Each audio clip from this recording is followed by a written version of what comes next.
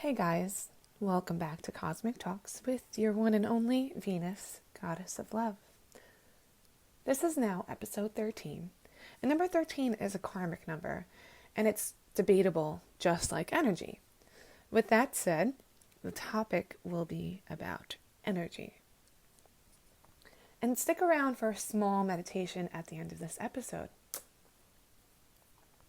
So what is energy? No, I'm not talking about the energy we get from Con Edison. I'm talking about your own energy. Your energy is egoless. It doesn't have a label or sex. Basically, it is a force within. We feel this energy through digging deep, and it's all beneath our outer appearance. Or as I would say, it's under this meat suit. So, if you're turning heads as you walk into a room, it may not be because you're beautiful on the outside, but because your energy within is that vibrant. It lights up the room. Have you ever heard someone say that expression to you, maybe? That you just have this glow around you and that you just light up the room? That's because within, you're just a beautiful being that does not hold resentment or any other ego or anything that weighs you down, right? I'm going to delve more into that in a bit. So, have you ever heard of aura? And depending on your energy, an aura gives off this color that glows like a halo around your body. It's tough to see someone's aura with a naked eye at times, so it could be a feeling you get from this individual as well. If you ever have the chance to see an aura, you notice that there are multiple layers to an aura, and it's quite complex. So just remember that our auras can be affected by what we're currently facing. Your overall psych and emotional state could also add to this effect. Your energy is basically this natural, authentic source. And everything that is happening in this waking life or three-dimensional world is just an added influence, either for the good or the bad. So choose wisely. So just like our ego or gender, they are outside influences to our energy. In a scientific approach, energy cannot be created or destroyed. It can only be transferred. So hypothetically, science and spirituality, which just like religion, kind of correlates because they both can explain each other to their ideology. That is its topic of its own, though. Anyway, now let's talk about gender and how to balance out these dual energies. Within us, we have masculine and feminine energies, both of which has its own pros and cons, especially since it can be thrown off balance if you ignore all of the energies. When I think about dual energies, this poem comes to thought. Tell me what is more beautiful, how the moon lets the sun shine throughout the day, or the way the sun lets the moon glimmer at night. To me, it's basically this love story, and this love can start within you by acknowledging these two sorts of energy and letting them come to light and apply where necessary without any judgment. Basically, even though they are two opposite kinds of energy, there's a way to flow in harmony together. However, when we succumb to the expectations and norms, this can bring in the imbalance. The male energy endows strength, confidence, assertiveness, focus, and reason without the influences of the exterior world. It's okay to embody a male energy, and it's okay to have been influenced by the exterior world. Just come to an understanding and rise above from what has been implemented on you. Like, for example, some parents raise their masculines by catering to them or accuse them for not being man if they cry or express emotions. When this happens, A, their ego of being catered for and sense of being superior can be quite toxic if they continue on with this behavior. B, they repress their emotions and hold it inside, which can cause them eventually to blow up. These emotions the masculines are feeling is their feminine energy. They must learn to balance this energy and flow with it, because it's okay to become vulnerable so that they can feel these emotions and then release them without having it to come back into their life. And then with that, you can show empathy for yourself and others so that you're not completely closed off. And to speak your truth. Now, sure, you'll have your boundaries and only trust certain people to speak your vulnerability to, and that's fine. But don't be afraid of that. So by being vulnerable, you allow yourself to give in to your feminine energy. And it does not make you gay either. It does not. So honor it, because by honoring that, you can honor a female. Let's be real here. Many unbalanced males objectify women. Do you want to continue that behavior? Anyway, to simplify this, if you are an extreme masculine and an extreme feminine, your energy isn't flowing in harmony with the other gender. And it will be with a complete dissonance if you're tipping the balance of your energies. Now, enough about the male energy. Let's talk about the feminine energy. Feminines, we are conditioned to conform and to be someone other than who we are. Basically, we're automatically stripped from our authenticity. For some, we stand in our power and have this sense of knowing who we are. Otherwise, we just follow what this world influences upon us. And this could be an example of an extreme feminine. It's okay to stand in your feminine energy and embody it, but an extreme feminine doesn't allow you to expand into other truths.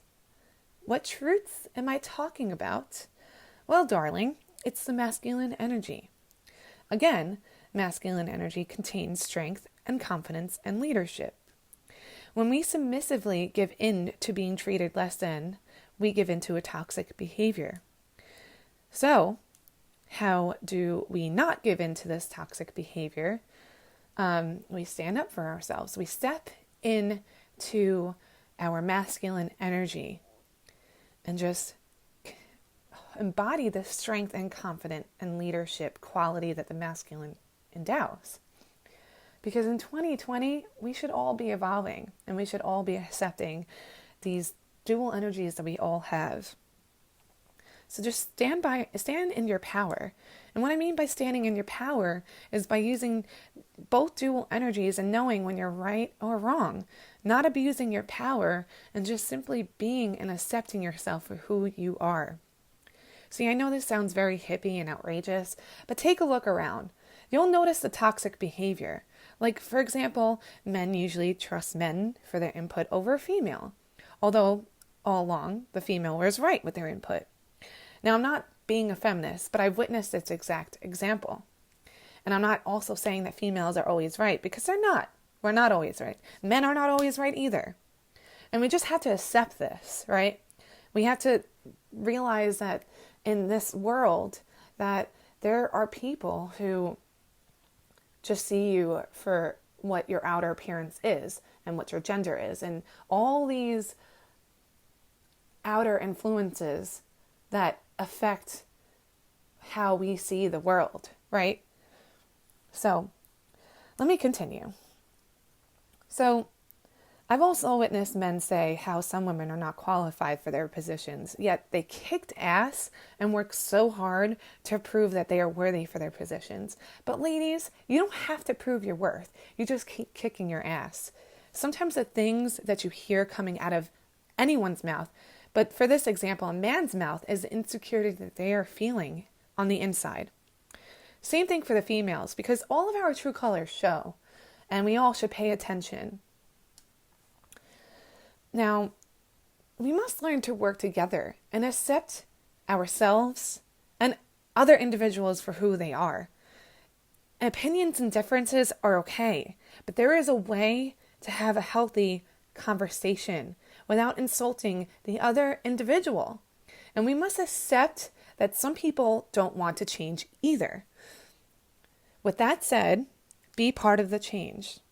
And the first thing to change is accepting yourself deep within and acknowledging these dual energies. Once you tap into this dual energy, you lead by example and you spread the wisdom that you endowed, that you attained from your spiritual awakening or your spiritual journey. When I think about spiritual journey, I think of the song Drops of Jupiter by Train. And I'm just going to quote one part of the song. But tell me, did you sail across the sun? Did you make it to the Milky Way to see all the lights are faded and that heaven is overrated? Tell me, did you fall from a shooting star, one without a permanent scar?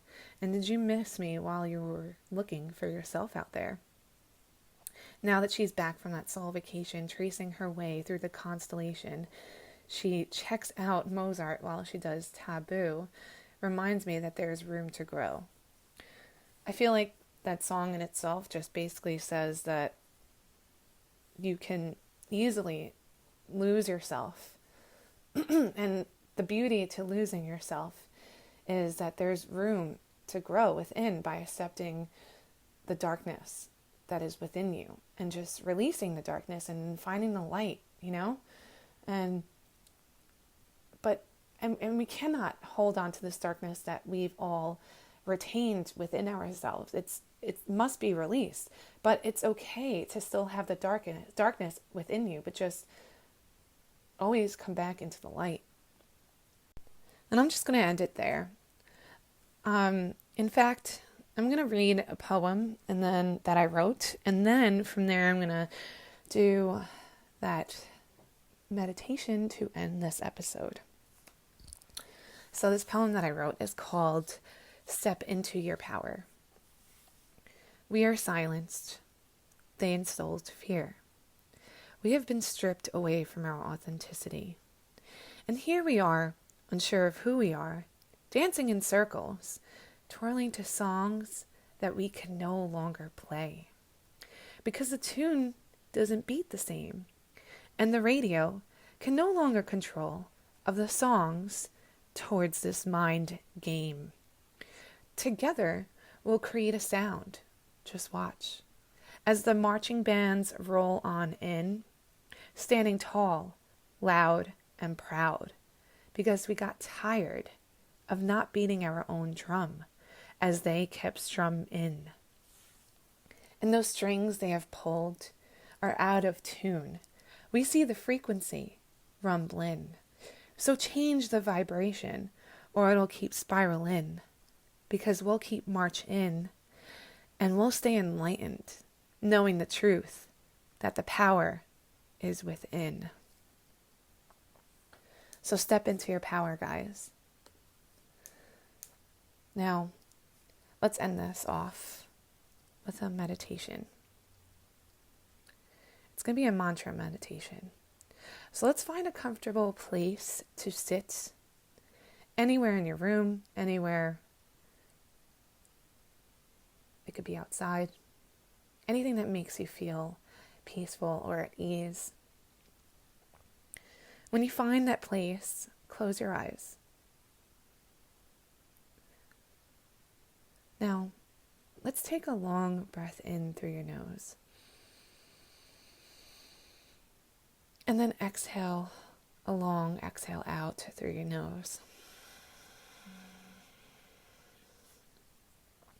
And make sure you're pinching at the base of your throat and that your breath sounds like an ocean or like waves of the ocean, right? Drawing in and out. So let's try that again. Long inhale through your nose and long exhale out through your nose. Another long breath in. And another long breath out. Now we're going to add a mantra as we inhale. We'll say this mantra out loud. Okay? So take a long breath in. I am. And then exhale. That I am. So inhale. I am. Exhale. That I am. Inhale. I am. Exhale. That I am. Inhale. I am. Exhale. That I am. Inhale. I am. Exhale. That I am. Inhale. I am. Exhale. That I am. And you can continue on with this mantra by inhaling, I am, and then exhaling, that I am. And as you continue to practice this mantra, you start to witness this presence within. It's as if you're tapping into yourself, your higher self, and you're elevating your consciousness. It allows yourself to create space within. And it also helps you understand how and why your particular mind works the way it does. Also, how your energy, your dual energy, just flows in a harmonious way. I know I said that wrong, but you get the drift. So continue on with that mantra, and I hope to see you next time.